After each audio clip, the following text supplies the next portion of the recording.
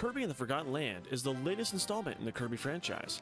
This would be the first Kirby to introduce 3D excluding spin-offs, and let me just say, it is absolutely sensational. The game was developed by HAL Labs for the Nintendo Switch. Kirby and the Forgotten Land, we'll say KFL going forward, is an excellent jumping in point for players new to Kirby, such as myself, for players who are accustomed to the Kirby experience.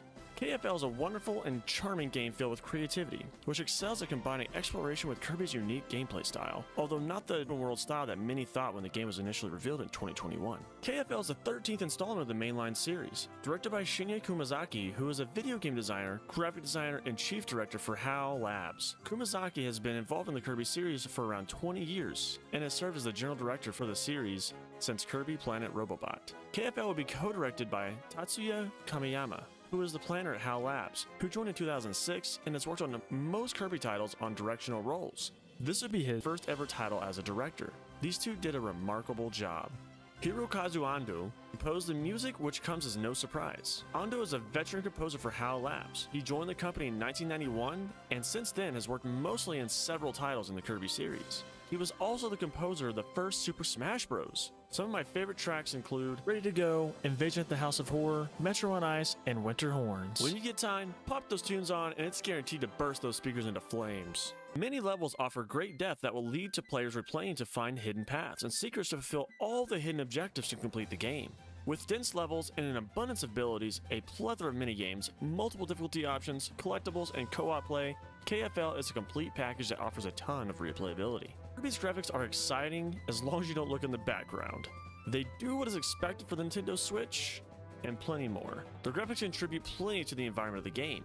And with it being the first 3D installment in the series, it gives off a sensational new and updated feel to a 30-year-old series. This game has many environments including grass, water, circus, snow, desert, and lava.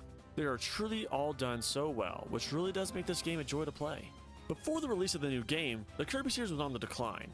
Kirby Star Allies was heavily criticized for a lack of proper gameplay and a strain for what made the series what it is today. Credit where credit is due. The Kirby series bounced back astoundingly, as the gameplay in KFL is beautiful. Kirby can perform all the basic actions as he normally could, and they were implemented beautifully in a 3D environment. The game follows the formula of reaching the end goal location of each stage, where Kirby frees captured Waddle Dees. Waddle Dee Town functions as the main hub for Kirby and his allies. In it, Kirby can unlock various structures as he frees more Waddle Dees by completing stages and their missions, which can unlock sub-games. There's a good amount of minigames at Waddle Dee Town, plus access to uncover more collectibles reminiscent of trophies in Smash Bros. Many of the minigames are actually far more challenging than one may initially envision in a Kirby game. For example, Cafe Manager can get very chaotic with several options to choose from during the game, plus a fast-moving clock to deliver food to customers. Another where you have to roll a metal ball to the goal at a specific time. This minigame level 3 gave me some troubles at first. Flashback. What the f***, dude? It was a pain in the ass. Additionally, Kirby can spend currency for collectible capsules, which I just love how they call these gacha machines. Or you can talk to the wise Waddle Dee for online player records and advice on where collectibles are. At Waddle Dee's weapon shop, Kirby can evolve his copy abilities into evolved abilities, allowing them to become more powerful. A list of all abilities are as follows: Bomb, Crash, Cutter, Drill, Fire, Hammer, Ice, Needle, Ranger, Sleep, Sword, and Tornado.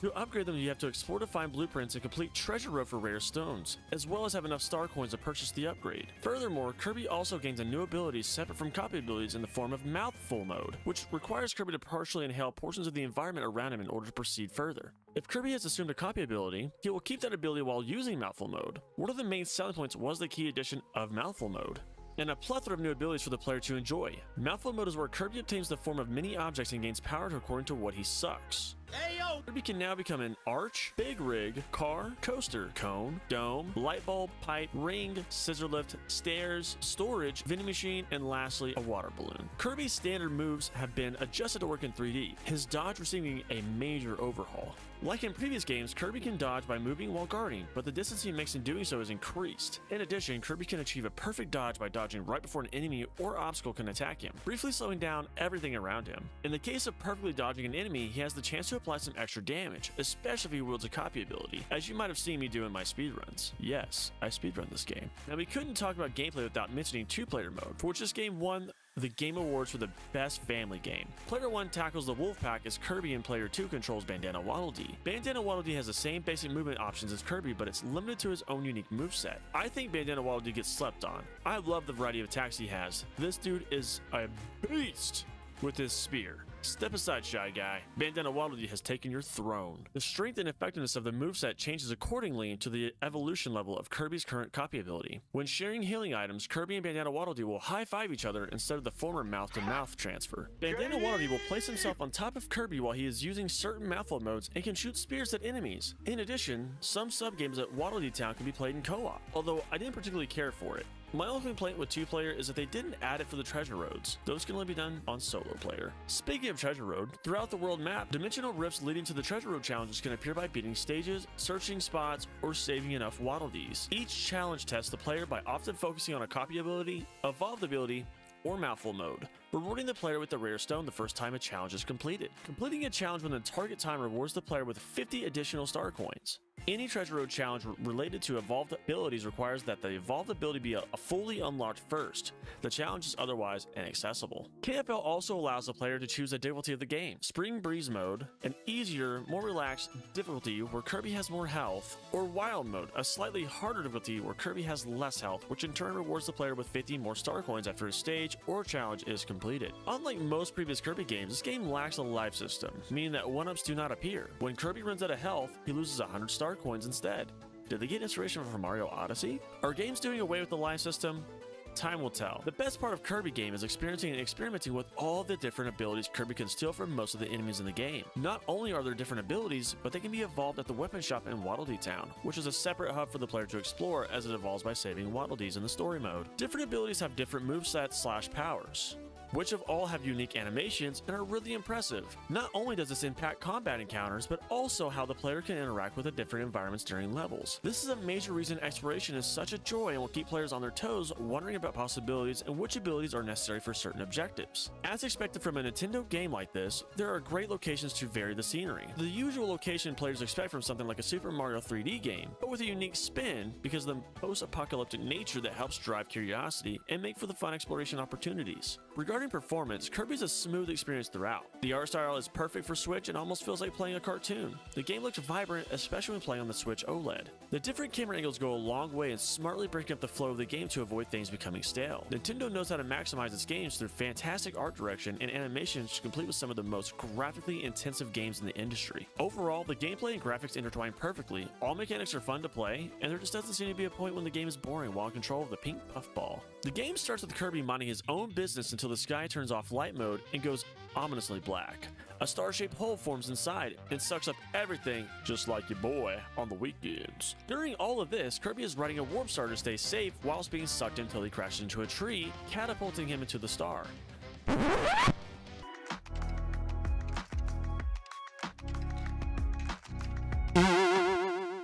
Kirby collides to the ground forcefully and loses consciousness. Kirby then wakes up on a beach, looking like the Crash Bandicoot opening. Upon further explanation, he finds himself in an apocalyptic abandoned city. We discover our first mouthful mode here, as Kirby inhales an entire car and takes the form of one. The real question is, if Kirby's outside with the car inside, what is pushing the pedals? Do we even want to know, HAL Labs?